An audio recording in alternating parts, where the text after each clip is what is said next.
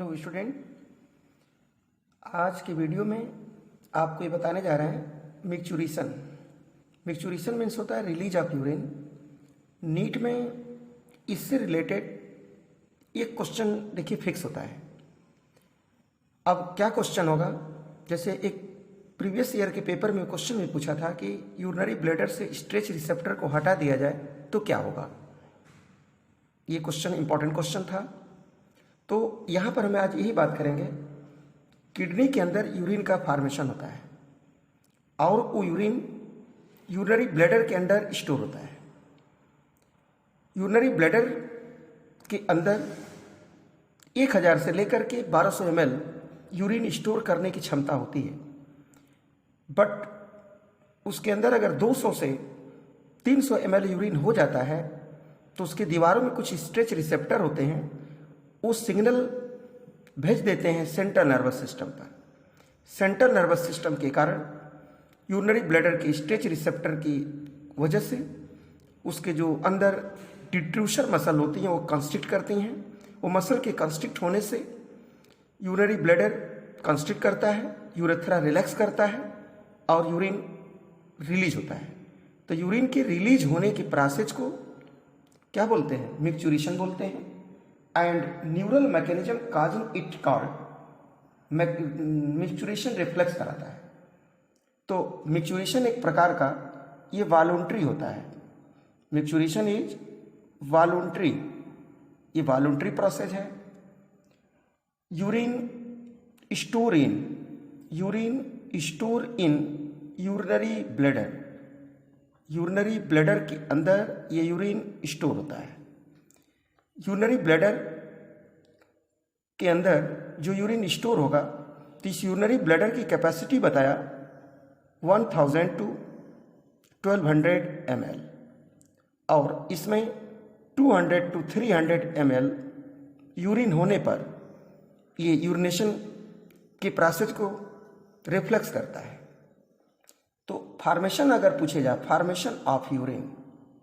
Formation of urine तो बताएंगे kidney में बनता है।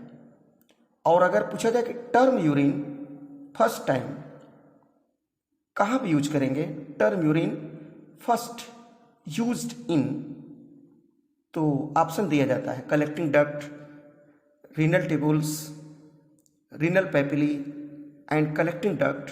तो यूरिन शब्द का नाम सबसे पहले हम लोग कलेक्टिंग डक्ट में यूज करते हैं।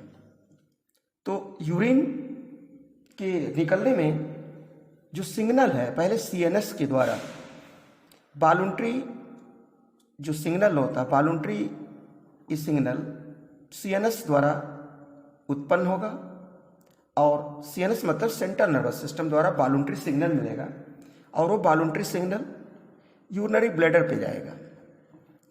यूरिनरी ब्लैडर के अंदर देखेंगे इसकी जो इनर वॉल होती है, इनर वॉल, तो इनर वॉल के अंदर स्ट्रेच रिसेप्टर पाया जाता है।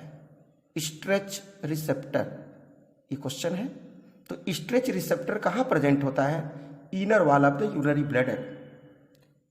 और फिर सीएनएस के द्वारा ये इंपल्स पहुंचता है, किसके थ्रू पहुंचेगा? मोटर नर्व द्वारा, मोटर नर्व। तो वॉलंटरी सिग्नल सीएनएस के द्वारा जो प्रोड्यूस हुआ यूरिनरी ब्लैडर पर आया। यूरिनरी ब्लैडर के अंदर स्ट्रेच रिसेप्टर पाया गया। स्ट्रेच रिसेप्टर से इंपल्स सेंट्रल नर्वस सिस्टम पर पहुंचेंगे। तो इसको ले जाने के लिए एक नर्व होती है जिसको कहते हैं वेगस। ये 10th क्रेनियल नर्व होती है। 10th क्रेनियल नर्व के द्वारा ये इंपल्स सेंट्रल नर्वस सिस्टम तक पहुंचेगा। सेंट्रल नर्वस सिस्टम से फिर मोटर न्यूरॉन के द्वारा ये इंपल्स पहुंचेगा यूरिनरी ब्लैडर पे। तो इसका मतलब कि यहाँ पे ये काज करेगा, cause contraction of detrusor muscle of urinary bladder. तो ये देखिए अच्छा पॉइंट है कि यूरिनरी ब्लैडर के अंदर डिट्रूशन मसल होती है। ये मसल इनवॉलंटरी होती है, इनवॉलंटरी, और ये स्मूथ मसल होती है। तो कभी कोई क्वेश्चन पूछा जाता है कि यूरिनरी ब्लैडर की दीवारों में कौन मसल है, तो स्मूथ मसल होती है। तो ड्यूट्रिशन मसल यहाँ पे क्या करेगी, कंस्ट्रिक्ट करेगी एंड रिलैक्सेशन होता है, relaxation of sphincter, relaxation of sphincter. किसका स्फिंक्टर, तो बताएंगे यूरेथ्रा। तो जो यूरेथ्रा होता है उसके अंदर स्फिंक्टर ये रिलैक्स करेगा, तो यूरिन के रिलीज होते समय, मिक्सुरेशन के समय यूरिनरी ब्लैडर कंस्ट्रिक्ट करेगा और यूरेथ्रा रिलैक्स होगा। जैसे देखिए किडनी जो होती है, किडनी के अंदर आप देखें ये रीनल, इसको बोलते हैं रीनल आर्टरी है, रीनल वेन होती हैं। इसके बाद एक यूरेटर यहाँ से निकलता है, और जो यूरेटर जहाँ से निकलता है उस जगह का नाम होता है पेल्विस कहा जाता है, यानी cavity of the kidney is known as pelvis. उससे यूरेटर ही निकला, ये यूरेटर जाके ओपन होता है यूरिनरी ब्लैडर के अंदर। तो ureter open in urinary bladder, और यूरिनरी ब्लैडर खुलेगा ये यूरेथ्रा में। तो देखिए इसको हम लोग यूरिनरी ब्लैडर बोलते हैं, इसको हम लोग यूरेटर बोलते हैं, यूरेटर। और यूरेटर ये दो होंगे, किडनी भी दो होती हैं, यूरिनरी ब्लैडर है, इसका नाम यूरेथ्रा देते हैं। ह्यूमन मेल के केस में ये यूरेथ्रा 20 सेंटीमीटर होता है, जबकि फीमेल के केस में 4 सेंटीमीटर होता है। यूरेथ्रा जब ये होगा तो इसका एक्सटर्नल जो अपर्चर है, इसमें दो तरह के स्फिंक्टर है, एक एक्सटर्नल और एक होता है इंटरनल। जो इंटरनल स्फिंक्टर है ये इनवॉलंटरी, ये इंटरनल इनवॉलंटरी है, और एक्सटर्नल जो है ये वॉलंटरी होता है। तो एक्सटर्नल वॉलंटरी और इंटरनल इनवॉलंटरी ये होता है। अब यहाँ पे यही बताया कि मिक्सुरेशन के समय ये यूरिनरी ब्लैडर की जो इनर वॉल होती है वो कॉन्ट्रैक्ट करेगी और यूरेथ्रा रिलैक्स करेगा। तो यूरेथ्रा के रिलैक्सेशन से यूरिन बाहर निकलेगा, इसी प्रोसेस को मिक्सुरेशन कहते हैं। तो यूरिन के निकलने के पाथ बोला जाए, एक क्वेश्चन यहाँ पर आता है कि यूरिन शब्द का नाम सबसे पहले हम लोग कलेक्टिंग डक्ट में देते हैं। कलेक्टिंग डक्ट ओपन होती हैं डक्ट ऑफ वेलिनी में, डक्ट ऑफ वेलिनी, और डक्ट ऑफ वेलिनी ओपन होती हैं रीनल पैपिली में, रीनल पैपिली, और रीनल पैपिली ओपन होती हैं पेल्विस में, जो कि कैविटी ऑफ किडनी होती है। पेल्विस ओपन होती हैं यूरेटर में, यूरेटर, और यूरेटर ओपन होता है यूरिनरी ब्लैडर में, और यूरिनरी ब्लैडर ओपन होता है यूरेथ्रा में, और इस यूरेथ्रा से यूरिन क्या होता है, रिलीज हो जाता है। तो यूरेथ्रा से यूरिन निकल गया।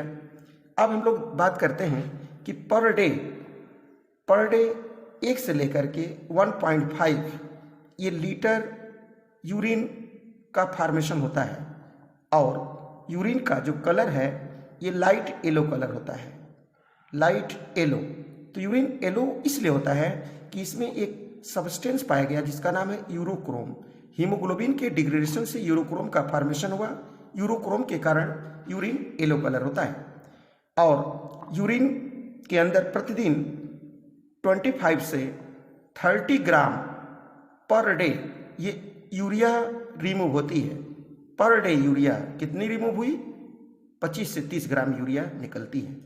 यूरिन का देखिए कि इम्पोर्टेंस ये भी है कि कुछ पेशेंट के अंदर डिजीज़ को डायग्नोस करने में यूरिन का मदद लेते हैं। जैसे एक डिजीज होती है डायबिटीज मिलाइटस, तो उस डायबिटीज मिलाइटस के केस में 2 इंपॉर्टेंट सिम्टम दिखते हैं। एक तो सिम्टम ये होता है ग्लाइकोसूरिया, ग्लाइकोसूरिया। अभी ग्लाइकोसूरिया का मतलब क्या होता है, इंक्रीज ग्लूकोज इन यूरिन, यानी ग्लूकोज यूरिन के अंदर ये बढ़ गया तो उसको ग्लाइकोसूरिया कहते हैं। और कीटोन बॉडी का भी अमाउंट बढ़ जाता है, उसको बोलते हैं कीटोन्यूरिया। तो कीटोन्यूरिया का मतलब होता है increase ketone body, ketone body के बढ़ने को कीटोन्यूरिया, ग्लूकोज बढ़ने को ग्लाइकोसूरिया के नाम से जाना जाता है। इसके बाद कभी कभी यूरिनेशन अगर न हो तो उसको हम लोग कहते हैं एनयूरिया। अगर पेनफुल यूरिनेशन हो रहा है तो उसको डिसयूरिया कहते हैं, और अगर यूरिनेशन बहुत ज़्यादा हो रहा है तो उसको पॉलीयूरिया कहते हैं। और अगर यूरिन में मान लीजिए जैसे WBC अगर पाई गई उसको हम लोग बोलते हैं पाई यूरिया, जिसमें पस या WBC अगर यूरिन में हो तो उसको पायरिया कहते हैं। और अगर यूरिन में आरबीसीज पाई जाए, आरबीसीज प्रेजेंट इन यूरिन, तो उसको जो है हीमैटयूरिया कहते हैं, हीमैटोयूरिया। तो haematuria, RBCs in urine, pyuria, WBC in urine. तो इस तरह से आप लोग मिक्सचुरेशन के बारे में याद कर लें कि मिक्सचुरेशन का मतलब process of release of urine. Micturition voluntary होता है, मिक्सचुरेशन सेंट्रल नर्वस सिस्टम द्वारा होता है। मिक्सचुरेशन के लिए अब यहाँ पर ये पढ़ते हैं कि पेरिफेरल नर्वस सिस्टम के अंदर दो सोमैटिक न्यूरल सिस्टम और ऑटोनॉमिक न्यूरल सिस्टम जैसे आप पढ़ते हैं, तो वहाँ पर याद करिए कि जो PNS होता है, CNS और एक PNS। जो CNS होता है central nervous system, PNS peripheral nervous system. तो यहाँ पर अगर बात करें कि यूरिनेशन को कौन घटाता है कौन बढ़ाता है, तो याद कर लें पैरासिम्पैथेटिक यूरिनेशन को काज करता है और सिंपैथेटिक यूरिनेशन को घटाता है। थैंक्स।